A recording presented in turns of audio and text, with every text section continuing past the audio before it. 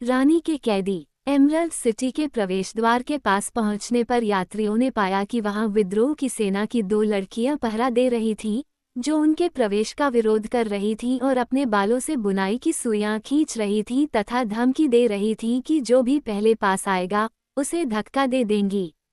लेकिन tin woodman डर नहीं रहा था। सबसे बुरी स्थिति में वे मेरी खूबसूरत निकल प्लेट को खरोंच सकते हैं, उसने कहा।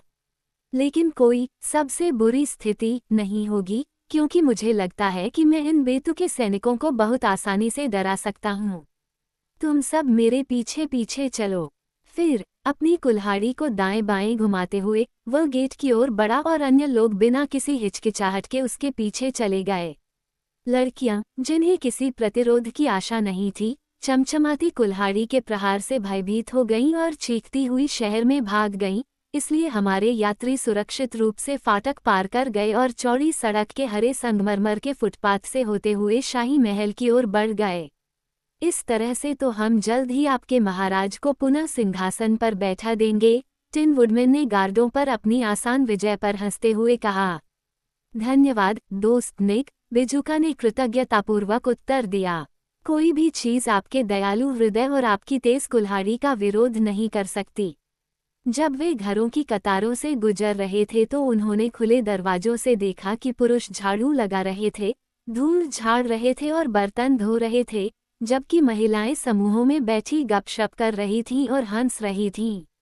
क्या हुआ है? बिजुका ने घनी दाढ़ी वाले एक उदास दिखने वाले आदमी से पूछा, जिसने एप्रन पहना हुआ था और फुटपाथ पर एक बच्चा गाड़ी ले जा रहा था।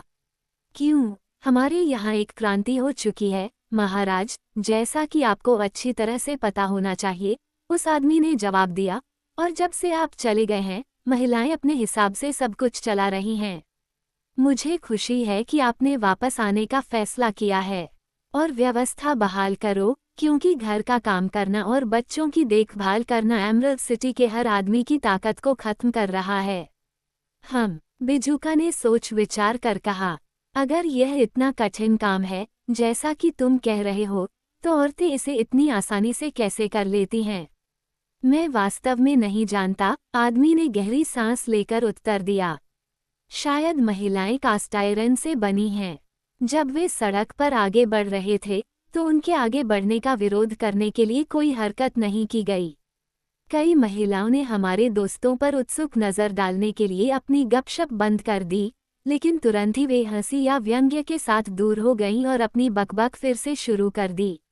और जब वे विद्रोह की सेना से संबंधित कई लड़कियों से मिले, तो उन सैनिकों ने घबराने या आश्चर्यचकित होने के बजाय बस रास्ते से हट गए और उन्हें बिना विरोध के आगे बढ़ने दिया। इस कार्रवाई से बिजुका असहज हो गया। उन्होंने कहा, मुझे डर है कि हम एक जाल में फंस रहे हैं। बकवास, निक चॉप ने आत्मविश्वास से कहा, मूर्ख प्राणियों पर पहले ही विजय प्राप्त कर ली गई है। लेकिन बिजुका ने संदेह व्यक्त करते हुए अपना सिर हिलाया और टिप ने कहा, ये बहुत आसान है। आगे आने वाली मुसीबतों से सावधान रहें।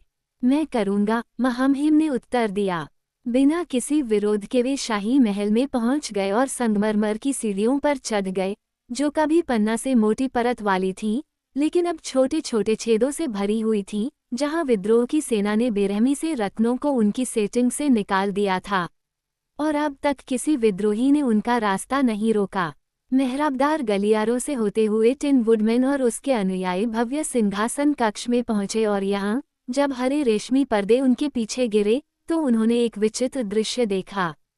चमचमाते सिंहासन पर जनरल जिनेजुर बैठी थी, उनके सिर पर बिजुका का दूसरा सबसे अच्छा मुकुट था और उनके दाहिने हाथ में शाही राजदंड था। कार्मेला का डिब्बा, जिसमें से वह खा रही थी, उसकी गोद में रखा हुआ था, और लड़की अपने शाही परिवेश में पूरी तरह से सहज लग रही थी। बिजुका आगे बढ़ा और उसका सामना किया, जबकि टिन वुडमैन अपनी कुल्हाड़ी पर झुक गया और अन्य लोगों ने महामहिम के पीछे अर्धवृत्ताकार आकृति बना ली। तुम्हारी हिम्मत कैसे हुई मेरे सिंहासन पर बैठने की? बिजुका ने घुसपैठिए को कड़ी निगाह से देखते हुए पूछा, क्या तुम्हें नहीं पता कि तुम देशद्रोह के दोषी हो, और देशद्रोह के खिलाफ एक कानून भी है? सिंहासन उसी का है जो इसे लेने में सक्षम है, जिंजुर ने उत्तर दिया, जैसे ही उसने धीरे धीरे एक और कारमेल खाया। मैंने इसे ले लिया है, जैसा कि आप देख रहे हैं, इसलिए अभी मैं रानी हूँ, और जो कोई भी मेरा विरोध करता है वह राजद्रोह का दोषी है, और उसे उस कानून के तहत दंडित किया जाना चाहिए जिसका आपने अभी उल्लेख किया है। मामले के इस दृष्टिकोण ने बिजुका को उलझन में डाल दिया। कैसा है, दोस्त निक? उसने टिन वुडमैन की ओर मुड़ते हुए पूछा। क्यों, जब कानून की बात आती है तो मेरे पास कहने के लिए कुछ नहीं है, उस व्यक्ति ने उत्तर दिया। क्योंकि कानूनों को कभी भी समझने के लिए नहीं बनाया गया था, और ऐसा प्रयास करना मूर्खता है। तो फिर हम क्या करें? बिजुका ने निराशा से पूछा। तुम रानी से शादी क्यों नहीं कर लेते, और फिर तुम दोनों शासन कर सकते हो, वोगलबर्ग ने सुझाव दिया। जिंजर ने कीड़े को गुस्से से देखा। जैक पंपकिनहेड ने पूछा, तुम उसे उसकी माँ के पास वापस क्यों नहीं भेज देते, जहाँ वह रहती है? जिंजर ने भौहें चढ़ा दी। टिप ने पूछा, जब तक वह ठीक से व्यवहार नहीं करती और अच्छा व्यवहार करने का वादा नहीं करती, तब तक आप उसे एक कोठरी में बंद क्यों नहीं कर देते? जिंजर के होंठ तिरस्कार से मुड़ गए। या फिर उसे अच्छी तरह हिला दो, सॉहॉज ने कहा। नहीं, टिन वुडमैन ने कहा, हमें इस गरीब लड़की के साथ नम्रता से पेश आना चाहिए। उसे वह सारे गहने दे देने चाहिए जो वह उठा सकती है, और उसे खुश और संतुष्ट होकर विदा करना चाहिए। इस पर रानी जिनजुर जोर से हंस पड़ी और अगले ही पल उसने अपने सुंदर हाथों को 3 बार ताली बजाकर संकेत दिया। तुम बहुत बेतुके प्राणी हो, उसने कहा, लेकिन मैं तुम्हारी बकवास से थक गई हूँ और अब मेरे पास तुम्हारे साथ और अधिक समय बिताने का समय नहीं है। जब राजा और उसके दोस्त इस बेशर्मी भरे भाषण को विस्मय में सुन रहे थे, तभी एक चौंकाने वाली घटना घटी। टिन वुडमैन की कुल्हाड़ी उसके पीछे खड़े किसी व्यक्ति ने छीन ली और वह खुद को निहत्था और असहाय पाया। उसी क्षण समर्पित बैंड के कानों में हंसी की एक चीख गूंजी और ये देखने के लिए मुड़े कि यह कहाँ से आ रही है। उन्होंने खुद को विद्रोह की सेना से घिरा पाया। लड़कियों ने अपने दोनों हाथों में अपनी चमकती हुई बुनाई की सुइयां पकड़ी हुई थीं। पूरा सिंहासन कक्ष विद्रोहियों से भरा हुआ लग रहा था, और बिजुका और उसके साथियों को एहसास हुआ कि वे कैदी थे। तुम देख रहे हो कि एक महिला की बुद्धि का विरोध करना कितनी मूर्खता है, जिनजुर ने प्रसन्नतापूर्वक कहा, और यह घटना केवल ये साबित करती है कि मैं बिजुका की तुलना में एमरल्ड सिटी पर शासन करने के लिए अधिक योग्य हूँ। मैं तुमसे कोई दुर्भावना नहीं रखता, मैं तुम्हें विश्वास दिलाता हूँ, लेकिन कहीं ऐसा ना हो कि तुम भविष्य में मेरे लिए परेशानी का सबब बन जाओ। मैं तुम सभी को नष्ट करने का आदेश दूंगा, यानी लड़के को छोड़कर सभी, जो बूढ़ी मुंबिका है, और उसे उसके संरक्षण में वापस कर दिया जाना चाहिए। तुम में से बाकी लोग मनुष्य नहीं हैं, और इसलिए तुम्हें नष्ट करना दुष्टता नहीं होगी।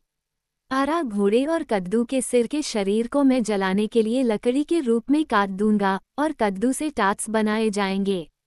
बिजू का अलाव जलाने के लिए अच्छा रहेगा, और टिन मैन को छोटे छोटे टुकड़ों में काटकर बकरियों को खिलाया जा सकता है।